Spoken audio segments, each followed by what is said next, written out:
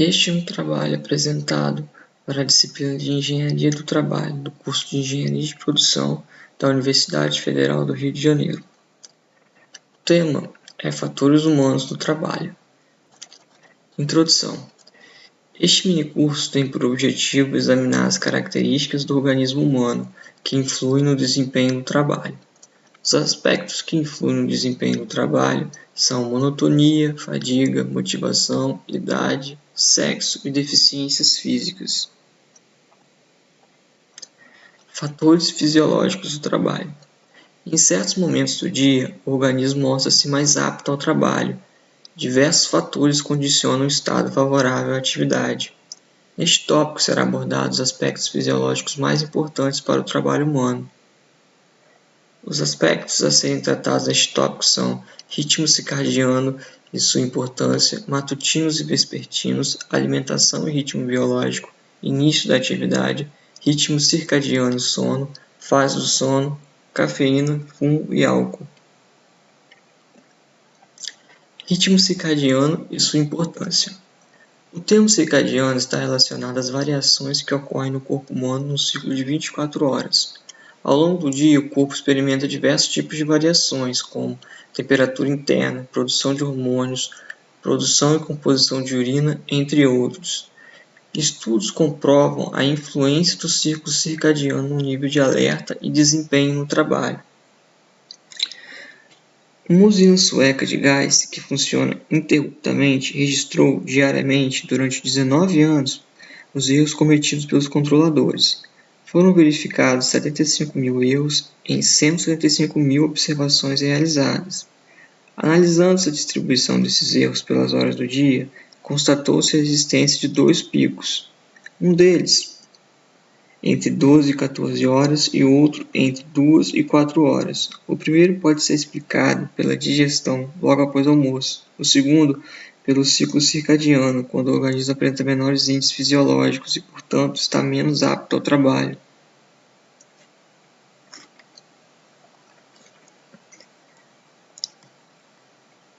Matutinos e vespertinos.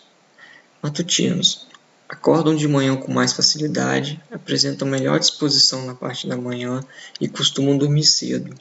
Vespertinos são mais ativos à tarde e no início da noite, demonstram menor disposição na parte da manhã e são mais adaptáveis ao trabalho noturno. É importante destacar que a maioria das pessoas se constitui de variações entre matutinos e vespertinos, ou seja, está entre um e o outro, não exatamente nos dois extremos. Experimentos realizados em tarefas de inspeção demonstraram que os matutinos são mais eficientes na parte da manhã para detectar falhas, enquanto os vespertinos são superiores na parte da tarde, com diferenças estatisticamente significativas entre esses dois grupos. Alimentação e ritmo biológico. Refeições pesadas provocam sobrecarga dos órgãos digestivos e, com isso, o organismo apresenta baixos índices fisiológicos e, portanto, fica menos apto ao trabalho. Uma pausa de 45 a 60 minutos é suficiente e necessária para diminuir a incidência de riscos de acidentes e erros. Início da atividade. O corpo humano passa por diversas transformações fisiológicas no início de uma determinada atividade e assemelha-se a uma máquina térmica que precisa ser pré-aquecida para entrar em regime normal de funcionamento. Por exemplo, quando uma atividade física pesada começa repentinamente, os músculos trabalham com desvantagem, como débito de oxigênio, pois não há tempo para regular as funções respiratórias e circulatórias para esse nível de demanda. Portanto, para um trabalho físico pesado, aconselha-se fazer um pré-aquecimento de 2 a 3 minutos ou iniciar a atividade com menor intensidade. Ritmo circadiano e o sono. Nosso organismo é dotado de dois relógios. Um controla os períodos de sono e vigília, o outro as funções fisiológicas. Esses relógios são sincronizados e, quando ocorre perturbação, o organismo tenta compatibilizá-los. Isso ocorre, por exemplo, quando se trabalha no período noturno, em que o organismo demora cerca de 2 semanas para se adaptar à nova realidade e mesmo assim não se adapta de forma completa, pois ainda há um conflito. Fases do sono. O sono é composto por 4 fases, né? Adormecimento, que dura de 1 a 7 minutos, sono superficial, sono profundo e REM, Rapid Eye Movements. Esses últimos 3, eles costumam durar entre 90 e 100 minutos e se repetem ao longo do sono. Cada fase há variações de índices fisiológicos como ritmo cardíaco, ritmo respiratório, tônus muscular e atividades elétricas do cérebro. Cafeína, fumo e álcool são substâncias utilizadas por trabalhadores para se manterem acordados. A cafeína é um estimulante rapidamente absorvido pela corrente sanguínea, aumenta a vigilância, reduz a inibição, alivia a fadiga e provoca queda do apetite. Já o fumo reduz a capacidade circulatória para transportar oxigênio, provoca a perda da capacidade aeróbica e física. Ao longo do prazo, podem provocar doenças irreversíveis como câncer nos pulmões. Recentes pesquisas demonstraram que os não fumantes que trabalham na mesma sala dos fumantes, ou seja, os fumantes passivos, apresentam os mesmos sintomas dos fumantes ao respirarem o ar contaminado. Isso é agravado em ambientes fechados, como os de ar-condicionado. O álcool afeta tanto o sistema neurológico como o muscular, retarda a transmissão dos impulsos nervosos, causa falhas na memória, distúrbio de linguagem e descontrole motor. Portanto, o álcool, mesmo em dosagens pequenas, podem trazer consequências danosas ao trabalho.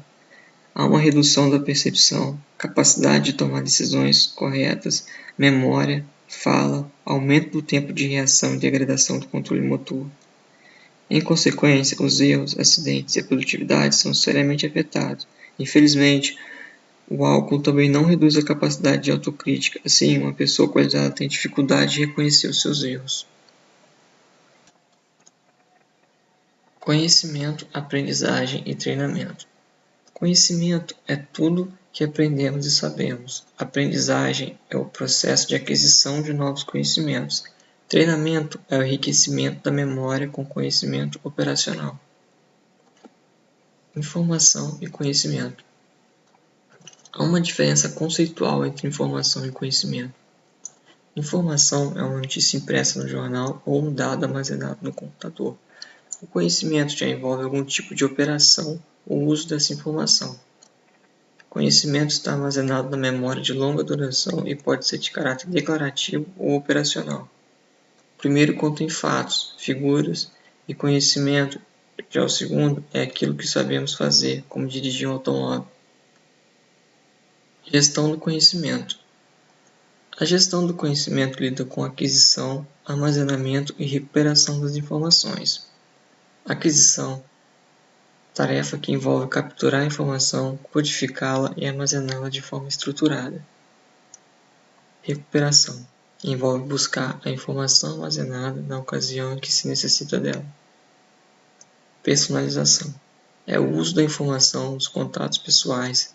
Seria o uso, por exemplo, de um vocabulário padronizado para designar os mesmos conceitos dentro de uma área de trabalho. Comunicações no grupo de trabalho. O sucesso de um trabalho em equipe depende muito das comunicações entre seus membros. Isso se torna importante à medida que a complexidade dos sistemas vai crescendo e muitas decisões devem ser tomadas. A comunicação pessoal é mais eficaz para aspectos estratégicos e criativos. Por telefone, é conveniente tratar apenas informações mais superficiais. Pela internet, a comunicação pode abranger detalhes técnicos e operacionais, podendo incluir imagens, gráficos e desenhos, além de poder guardar informações para uso posterior. Aprendizagem por processo exploratório. A aprendizagem por processo exploratório é adquirir conhecimento por tentativa e erro, é aprender praticando ao longo do desafio. No processo exploratório, o usuário procura imagens, palavras, ícones, menus que possam estar relacionados com a tarefa que pretende realizar. Isso indica que a interface deve ser projetada de modo que as imagens apresentadas estejam relacionadas com essa tarefa.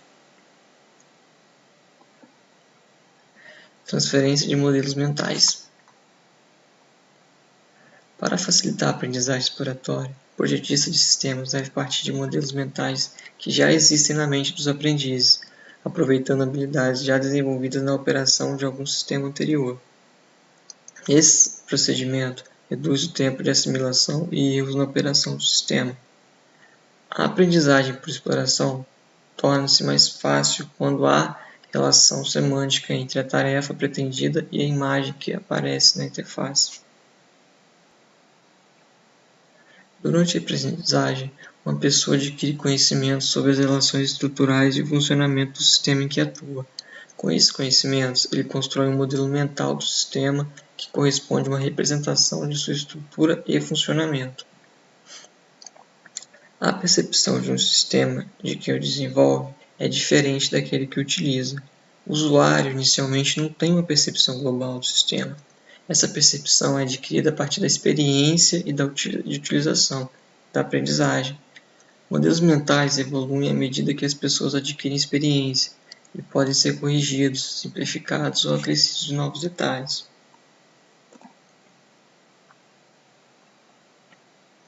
Adaptação e treinamento. O organismo apresenta várias adaptações fisiológicas durante o processo de aprendizagem. Normalmente, o novato apresenta mais dificuldade que alguém experiente, realizando movimentos bruscos, deselegantes, comete mais erros e se sente mais fatigado. Com o tempo, o novato passa a sentir menos dificuldade, sua coordenação melhora e seus movimentos tornam-se mais suaves e harmoniosos. Em consequência, o consumo de energia se reduz, a fadiga diminui e sua produtividade aumenta. Curva de aprendizagem. A curva de aprendizagem do indivíduo nem sempre é contínua, pois sofre alterações, como por exemplo, quando o trabalhador encontra um método melhor para executar o trabalho. A energia gasta também tende a reduzir, junto com a frequência cardíaca e a temperatura corporal. Várias transformações ocorrem no organismo do trabalhador durante a aprendizagem, tornando-o mais apto para executar a tarefa. Essas alterações são classificadas em 4 fases. Fase 1, aprendizagem da sequência de atividades. Fase 2, ajuste dos canais sensoriais. Fase 3, ajuste dos padrões motores. E fase 4, redução da atenção consciente. Fadiga. Fadiga é o efeito de um trabalho continuado, que provoca uma redução reversível na capacidade do organismo e uma degradação qualitativa desse trabalho. É causada por um conjunto complexo de fatores, de efeitos cumulativos, fatores fisiológicos relacionados à intensidade e duração do trabalho físico e mental, fatores psicológicos, monotonia, falta de motivação, fatores ambientais, iluminação, ruídos e temperatura, fatores sociais, relacionamento com chefia e colegas de trabalho. Fadiga. Consequências, fatores fisiológicos e psicológicos. Consequências. O indivíduo aceita menores padrões de precisão e segurança, simplifica tarefas com foco no essencial. Força, velocidade e precisão tendem a diminuir. Um motorista fatigado, por exemplo, olha menos para os instrumentos de controle e reduz a frequência das mudanças de marcha. Observa-se que os pilotos de avião fatigados apresentam uma tendência irresistível de relaxar quando se aproximam do aeroporto. Isso produz um repentino aumento de erros que podem resultar em acidentes. Mesmo a pessoa pensando que esteja fazendo o melhor possível, o seu padrão de desempenho vai piorando. Isso ocorre com coisas certas feitas em tempos errados ou coisas erradas feitas no tempo certo, dependendo daquela variável sob maior controle. Fatores fisiológicos. Resulta-se do acúmulo de ácido lático no organismo e o esgotamento das reservas de energia. Normalmente é reversível, caso não ultrapasse certos limites. A fadiga crônica já não é aliviada por métodos tradicionais, sendo necessária a procura de um médico. Fatores psicológicos. São mais dispersos e não se manifestam de forma localizada. São ocasionados pelo sentimento de cansaço geral, aumento da irritabilidade, desinteresse e maior sensibilidade e certos estímulos de fome, calor, frio ou má postura. Diferenças individuais da fadiga. Perfil individual. Cada pessoa tem um perfil típico de ergograma, que se mantém mais ou menos inalterado, mesmo após vários anos. Máximo controlado. As pessoas nunca exercem a sua força máxima, no limite de sua capacidade física. A diferença entre esse máximo fisicamente possível e o máximo controlado mentalmente depende de cada pessoa. Tipos característicos. Há dois perfis, um deles consegue manter seu desempenho quase constante durante um longo período e quando fatigam, a curva cai bruscamente. O outro tipo é aquele que manifesta fadiga desde os estágios iniciais, diminuindo a capacidade de trabalho continuamente, sem quedas abruptas. Fadiga e produtividade industrial. Fadiga é um dos principais fatores para reduzir a produtividade. Em trabalhos industriais, observou-se que jornadas muito longas provocam reduções de desempenho. Considera-se que jornadas de 8 a 8,5 horas como máximo para se manter boa produtividade. Notou-se que erros começam a aparecer aleatoriamente, com frequência cada vez maior. Logo, o custo dos refugos e retrabalhos talvez não justifique a produção adicional. Pausas no trabalho. Em trabalhos que exigem atividade física pesada ou em ambientes favoráveis, como altas temperaturas ou excesso de ruídos, devem ser proporcionadas pausas durante a jornada de trabalho. Trabalhos árduos ou em ambientes hostis, há necessidade de aumentar as pausas. Em muitos casos, as pausas são embutidas nos próprios ciclos de trabalho. A variação de atividades durante o ciclo auxilia a prevenir ou retardar a fadiga. Contudo, isso não dispensa um outro tipo de pausa, reservada às necessidades fisiológicas. Monotonia e motivação. Monotonia e motivação são processos que se sobrepõem à fadiga, podendo agravá-la ou aliviá-la. Eles são causados pelos estímulos ambientais, que podem ser monótonos ou motivadores. Monotonia é a reação do organismo a um ambiente uniforme, pobre em estímulos e pouco excitante. Motivação é o comportamento humano que faz uma pessoa perseguir uma determinada meta ou objetivo durante certo tempo. Monotonia, causas e consequências. Causas. Sintomas mais significativos da monotonia são uma sensação de fadiga, sonolência, morosidade e uma diminuição da vigilância. A curta duração do ciclo de trabalho, períodos curtos de aprendizagem e restrição de movimentos corporais são agravantes da monotonia. Consequências. Existem duas consequências mensuráveis: a diminuição da atenção e o aumento do tempo de reação. Pesquisas comprovam que a vigilância decresce significativamente após 30 minutos de trabalho contínuo. Fatores fisiológicos e psicológicos da monotonia. Fatores fisiológicos. Variações no nível de excitação estimulam as estruturas de ativação do cérebro, enquanto excitações constantes não transmitem sinais aos órgãos que provocam a ativação. Portanto, excitações regulares comportam-se praticamente como se não houvessem novas excitações e só é ativado novamente com a mudança do nível de excitação. Esse processo ocorre devido à menor produção de adrenalina pelas glândulas suprarrenais. A produção desse hormônio, que é responsável em manter o nível de atividade humana, está ligada a perigos e desafios psíquicos e mentais. Fatores psicológicos.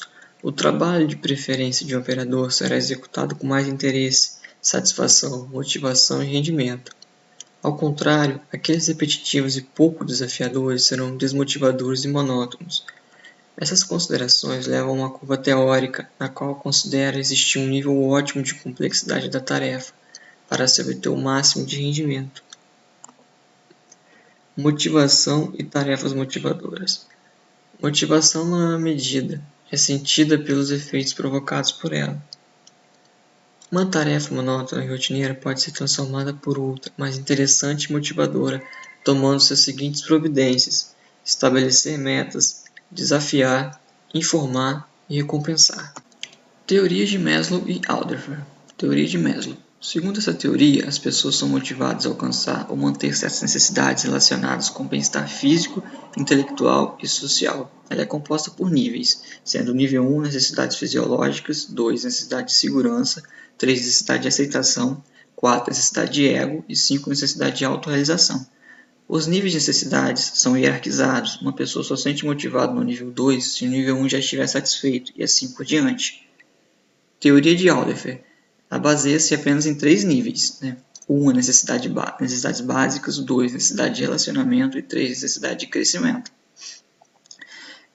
Na teoria de Maslow, ela preza por uma rigidez hierárquica. A transferência de um nível para o outro ocorre somente após a satisfação do nível inferior. Já de Alderfer, não há rigidez hierárquica. A transferência de um nível para o outro não ocorre somente após a satisfação do nível inferior. Ela é simultânea.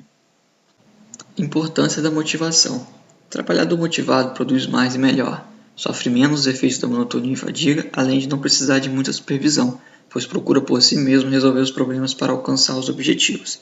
Saber o que motiva as pessoas não é tão simples, por variar de pessoa para pessoa. No geral, a motivação costuma vir com salários condizentes com a função, além de um clima saudável no trabalho e reconhecimento profissional. Critérios claros de remuneração e promoção também são importantes. Influência do sexo, idade e deficiências físicas. Trabalho feminino e suas características. Industrialização, avanço tecnológico e evolução da sociedade contribuíram para as mulheres atuarem com maior intensidade no mercado de trabalho. As principais funções por elas desempenhadas estão concentradas na área de saúde, educação, comércio e atividade de escritório. Antropometria. Mulheres são cerca de 12 centímetros mais baixas que os homens e muitos postos de trabalho foram desenhados para homens. Isso tornou o trabalho mais difícil e fatigante para elas. Capacidade física. Mulheres têm capacidade muscular em torno de 60 a 70% do homem. Por isso, é reservado ao homem tarefas que exigem maior esforço físico. Menstruação. 40% das mulheres são afetadas pela tensão pré-menstrual, sendo um contingente de 10% impossibilitados de trabalhar nesse período. Processo de envelhecimento. A idade média da população tende a aumentar em quase todos os países do mundo. Isso se deve à redução do índice de natalidade e ao aumento da vida média da população. O envelhecimento não ocorre uniformemente para todas as funções fisiológicas. Antropometria. A estatura diminui gradativamente depois dos 50, com redução de alcances e flexibilidade. Força muscular. Decresce gradativamente após os 30 anos. Aos 65 anos, essa perda é de 25%. Processos cognitivos. O envelhecimento dificulta o processamento dos estímulos, principalmente aqueles de natureza complexa. Esse declínio está associado com a dificuldade de reter informações na memória de curta duração. Visão. A idade reduz a transparência do cristalino, diminui a elasticidade e afeta os músculos que controlam a sua forma. Isso afeta principalmente a capacidade de focalização de objetos próximos. Audição. A capacidade auditiva começa a cair por volta dos 20 anos, mas torna-se evidente depois dos 50. Nessa idade começa a dificuldade de identificar sons de baixa intensidade. Senilidade e trabalho. As perdas de certas habilidades não tornam idosos incapacitados para o trabalho. A experiência acumulada durante anos, cautela na tomada de decisões, adoção de procedimentos seguros e a melhor seleção no aprendizado de novas habilidades fazem dos idosos pessoas capazes de desempenhar um bom trabalho em atividades que não excedem a exigência de suas capacidades.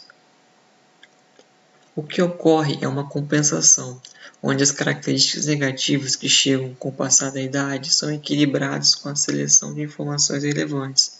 Com isso, a redução de dispersão e aumento da concentração e confiabilidade dos resultados tendem a aumentar. Pessoas portadoras de deficiência. Um deficiente não pode ser comparado a outro indivíduo não deficiente. Apesar da limitação, os portadores de deficiência adquirem habilidades decorrentes de suas incapacidades, como é o caso dos surdos, que adquirem uma percepção visual aguçada, e cegos, que desenvolvem a capacidade de se concentrar nas sensações táteis, auditivas e sinestésicas. Muitas indústrias já promovem o aproveitamento de pessoas portadoras de deficiência, mediante escolha adequada da tarefa, treinamento e adaptações dos postos de trabalho. Os portadores de deficiência podem tornar-se tão produtivos quanto as pessoas não deficientes.